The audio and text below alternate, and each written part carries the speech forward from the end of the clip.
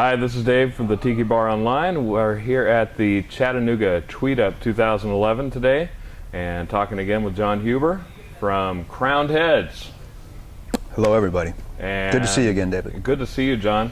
And I am actually smoking one of the prototype of the new Crowned Heads cigar that will be out in November. And this isn't necessarily the final cigar, but it's still good. So, just good? It's still good?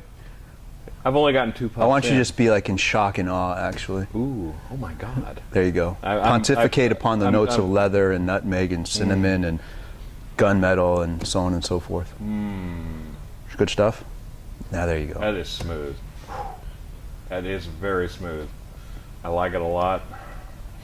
And I think... I was kidding. You don't really have to go that route. I think... we're getting a signal. We're getting a signal to yes, to adjust my hat. To adjust the hat. Hat's adjusted, and I want to wish my beautiful wife a happy 98 days anniversary, honey. I miss you. 98 days since we got married. In case you're keeping track. Congratulations, thank you. By the way. Thank you. I know that you didn't have the bloggers invited to the wedding. Sorry, guys. It was very, very limited seating. We did a very small, quiet, we didn't intimate want to do the royal wedding. No. Of the royalty of cigars. No. Hardly. So in February we were talking about the new Crowned Heads company, and you were talking about how you were going to go out and try to find someone to create your cigar.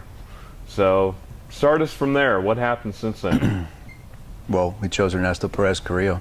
Wow. How about that? That's the finish line. Yeah, you know, it was a very long and involved process, to be honest with you.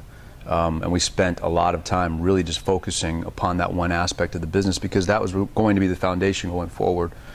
We knew that whoever we selected, whatever factory we went with, had to be the right fit for the company. It had to line up with our philosophy of quality and consistency and you know, not letting the demand drive the company, but the supply drive the company.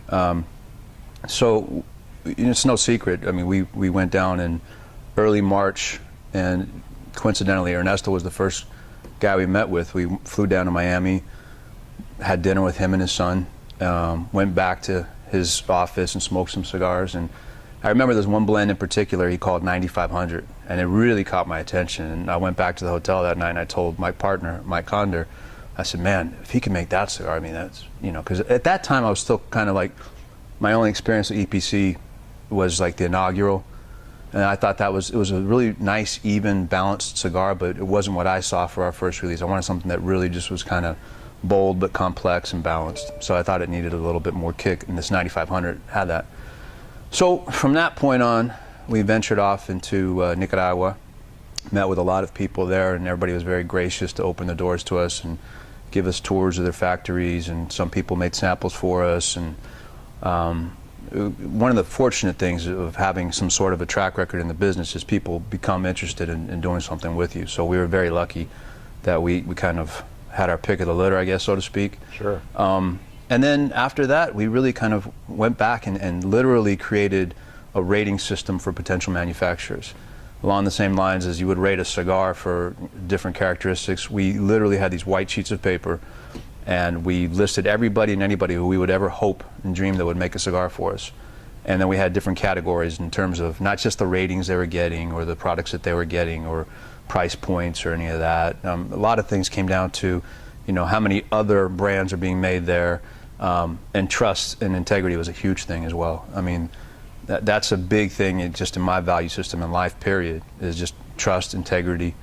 And there was some manufacturers that we didn't feel like we had that connection with, and Ernie rated very high on that trust and integrity factor, and that was really, you know, we narrowed it down to like maybe 4 or 5, and you know, when we came back down to it, you know, we said, you know, Ernesto was the right fit, and we just didn't know if he would be willing to do anything with us because when we had dinner, it was a very cordial dinner, and it was very polite and friendly, and he didn't push anything on us, he didn't bring up making cigars for us. He's like, hey, I like you guys. If there's ever anything I can do to help you out, let me know. And we left it at that. And that was March. Fast forward to June, we started going back and, you know, started the conversation again. And we said, well, let's get together. And we did. and we discussed what we wanted to do and what our philosophy was going forward, and it fit. It lined up. I mean, you know, it's funny how things work out, but I always believe that things happen the way they're supposed to, and in this particular instance, I really believe that was the case. Very good. I mean, and we talked a little bit earlier this week about the whole issue of fate, and I know that a couple years ago you had a chance encounter with Ernesto. Yeah. That was October of 2009 at the Hotel Alameda. Welcome to the Hotel Alameda. But yeah, Tim Osgener, formerly of CAO. I think you guys know him. He and I were down in Nicaragua to work on blending the La Traviata Maduro at the time. And we were literally having breakfast before we were going to the factory. And in walks Ernesto and his son, Ernie, and we were like, hey guys, you know, come on over, let's join us. And we were the only 4 people in the whole restaurant. And just, we'd had a really nice, pleasant breakfast and a conversation. And it was funny because, you know, at that time, Tim and I didn't see the end in sight. We thought CAO would go on forever. We were just, you know, everything was okay. You know, we were having a couple of difficulties working with the Europeans, but it wasn't the end of the world. And I remember some of the advice that Ernesto gave us, and he said, just, you know, be careful going forward. And I went through what you guys are going through, and this is what you might encounter. And it was more of kind of like, you know, a heads up and a little bit of advice. But yeah, I remember that very clearly. It's funny how everything comes right full circle. Around. Yeah. Yeah.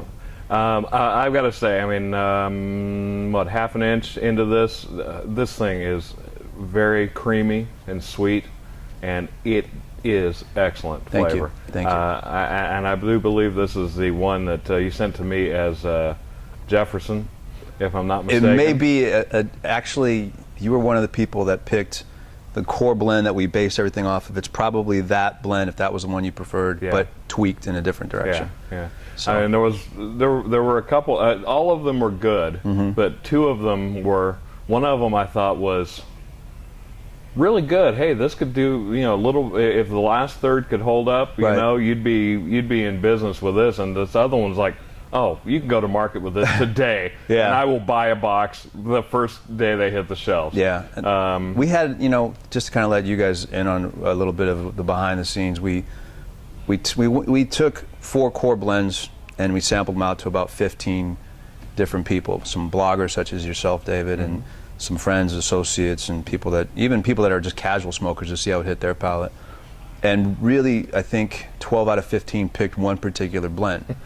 And the way we did it was a little interesting. We, rather than saying, you know, this is blend 1, 2, 3, 4, and then you guys, I know you and Jerry and Brian and everybody would be like, you made it real hard. Yeah, what do you think of blend 2? Well, I like 2. You know, so I literally, And back in, you know, in CAO, that's what we used to do. We had Liga 1, 2, 3, and then, you know, but then our sales guys would get together and they would compare notes, and it really wasn't an unbiased, you know, focus group. So I decided I'm going to create a code for everything. So everybody got 4 different cigars. Yours were presidents, I think. Mount Rushmore. Yeah, I think Charlie Monato's was the characters from Pulp Fiction, and then I did the Beatles, the Stones, and so nobody knew what they were really smoking. So it was a true blind test with a focus group, and 12 out of 15 came back with that same blend. That's awesome. So we took that blend, went down to the factory with Ernesto, and said, okay, let's play with this. And so he loves Dominican tobacco. And I think that pretty much all of his stuff have some Dominican leaf in it. And I could be wrong, but and it just didn't work on that blend. Went down there and tasted like 4 or 5 different variations with Dominican in that blend. Didn't really, it kind of dumbed down the profile, kind of muddied it up for what we were looking for our first release. So we took that off the table, and then we said, well, let's try to amp it up a little bit. So then we did 2 variations that were a little bit stronger, just simple leaf changes, like putting in Viso Forseco and then changing on another sample, like a Criollo, instead of a Criollo seed leaf, we were doing a Corolla seed leaf to give it a little more body. And so you're smoking one of those, basically. I mean, it's